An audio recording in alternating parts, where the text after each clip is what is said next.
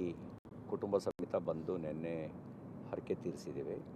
ಇನ್ನು ಇಲ್ಲಿ ಕಪಿಲೇಶ್ವರ ಮಂದಿರಕ್ಕೆ ಇಲ್ಲಿಯ ಕಾರ್ಯಕರ್ತರು ಪೂಜೆ ನಡೆಸಿದ್ರು. ಅವ್ರು ಬರಬೇಕು ಅಂತ ಅಪೇಕ್ಷೆ ಇತ್ತು. ಹಾಗಾಗಿ ಕಪಿಲೇಶ್ವರ ಮಂದಿರಕ್ಕೆ ಹೋಗ್ತಾ ಇದ್ದೀವಿ. ನಾವೆಲ್ಲ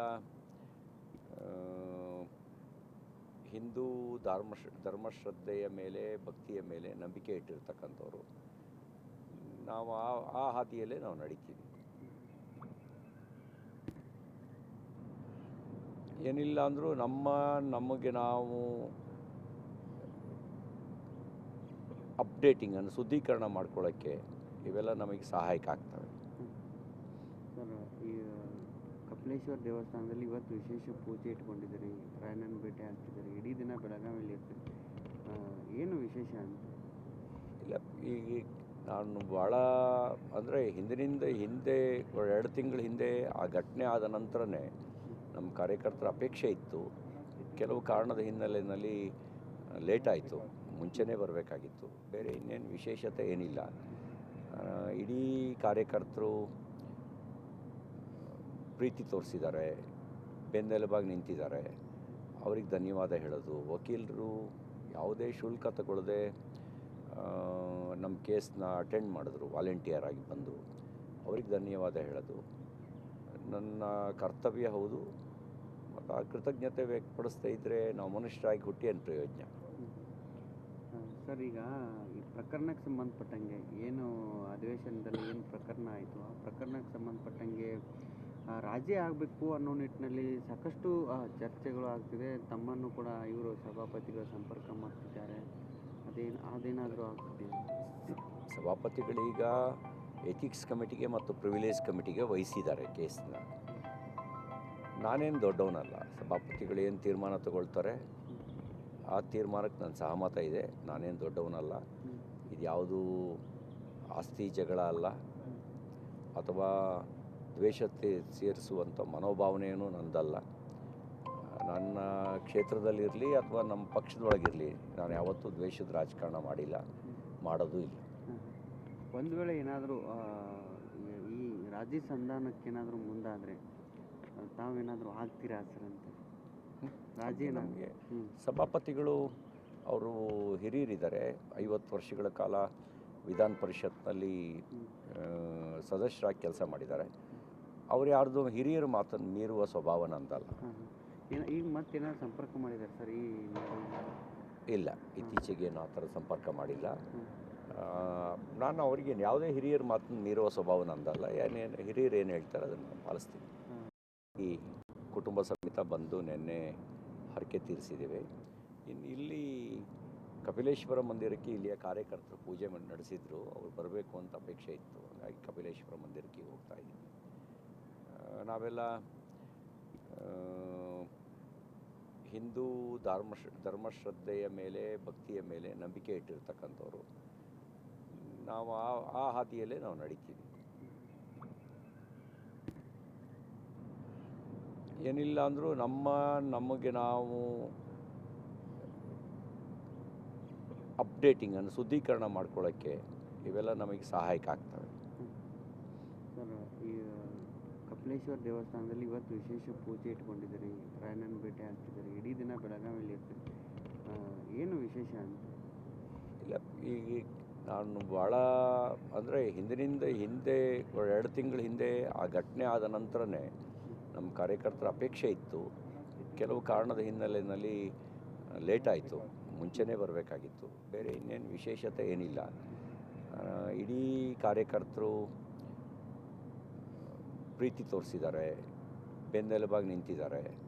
ಅವ್ರಿಗೆ ಧನ್ಯವಾದ ಹೇಳೋದು. ವಕೀಲರು ಯಾವುದೇ ಶುಲ್ಕ ತಗೊಳ್ಳದೆ ನಮ್ಮ ಕೇಸ್ನ ಅಟೆಂಡ್ ಮಾಡಿದ್ರು, ವಾಲಂಟಿಯರ್ ಆಗಿ ಬಂದು.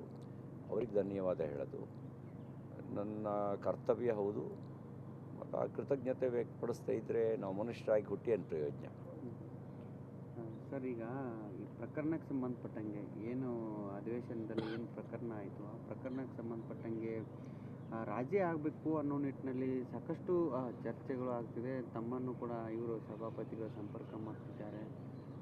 ಅದೇನಾದರೂ ಆಗ್ತಿದೆ? ಸಭಾಪತಿಗಳೀಗ ಎಥಿಕ್ಸ್ ಕಮಿಟಿಗೆ ಮತ್ತು ಪ್ರಿವಿಲೇಜ್ ಕಮಿಟಿಗೆ ವಹಿಸಿದ್ದಾರೆ ಕೇಸ್ನ.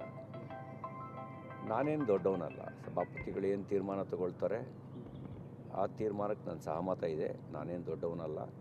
ಇದು ಯಾವುದೂ ಆಸ್ತಿ ಜಗಳ ಅಲ್ಲ ಅಥವಾ ದ್ವೇಷತೆ ಸೇರಿಸುವಂಥ ಮನೋಭಾವನೆಯೂ ನನ್ನದಲ್ಲ. ನನ್ನ ಕ್ಷೇತ್ರದಲ್ಲಿರಲಿ ಅಥವಾ ನಮ್ಮ ಪಕ್ಷದೊಳಗಿರಲಿ ನಾನು ಯಾವತ್ತೂ ದ್ವೇಷದ ರಾಜಕಾರಣ ಮಾಡಿಲ್ಲ, ಮಾಡೋದು ಇಲ್ಲ. ಒಂದು ವೇಳೆ ಏನಾದರೂ ಈ ರಾಜಿ ಸಂಧಾನಕ್ಕೇನಾದರೂ ಮುಂದಾದರೆ ತಾವೇನಾದರೂ ಆಗ್ತೀರಾ ಸರ್ ಅಂತ?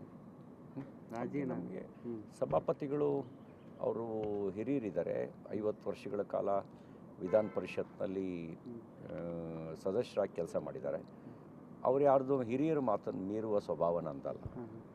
ಈಗ ಮತ್ತೇನಾದ್ರು ಸಂಪರ್ಕ ಮಾಡಿದ್ದಾರೆ ಸರ್ ಈ ಇಲ್ಲ, ಇತ್ತೀಚೆಗೇನು ಆ ಥರ ಸಂಪರ್ಕ ಮಾಡಿಲ್ಲ.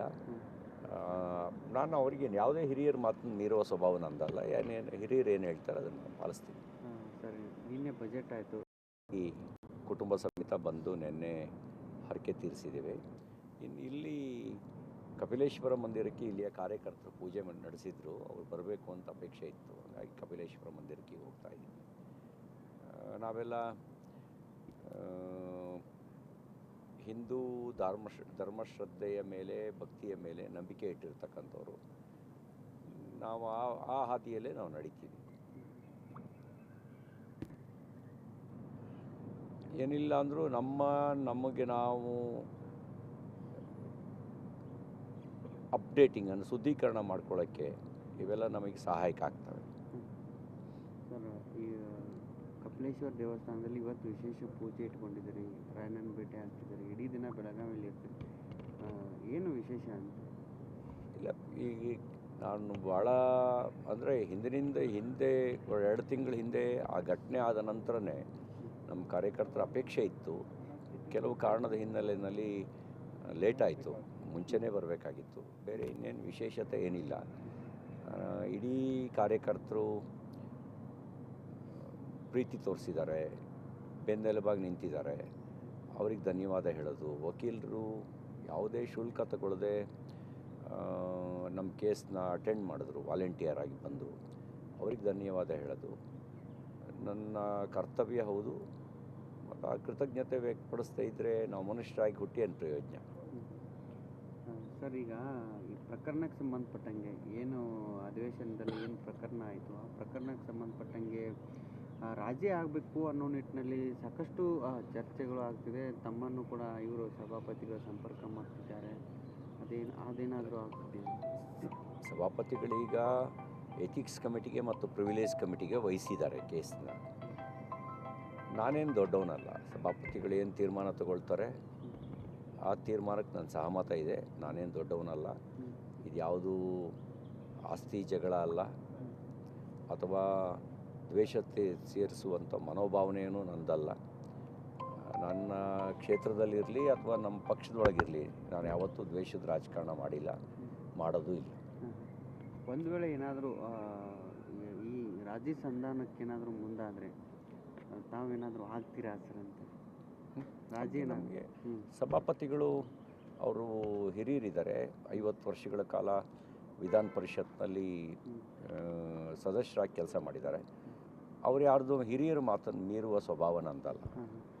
ಈಗ ಮತ್ತೇನಾದ್ರು ಸಂಪರ್ಕ ಮಾಡಿದ್ದಾರೆ ಸರ್ ಈ ಇಲ್ಲ, ಇತ್ತೀಚೆಗೇನು ಆ ಥರ ಸಂಪರ್ಕ ಮಾಡಿಲ್ಲ. ನಾನು ಅವ್ರಿಗೆ ಯಾವುದೇ ಹಿರಿಯರ ಮಾತನ್ನು ಮೀರುವ ಸ್ವಭಾವ ನಂದಲ್ಲ. ಹಿರಿಯರು ಏನು ಹೇಳ್ತಾರೆ ಅದನ್ನು ಪಾಲಿಸ್ತೀನಿ. ಸರಿ, ನಿನ್ನೆ ಬಜೆಟ್ ಆಯಿತು.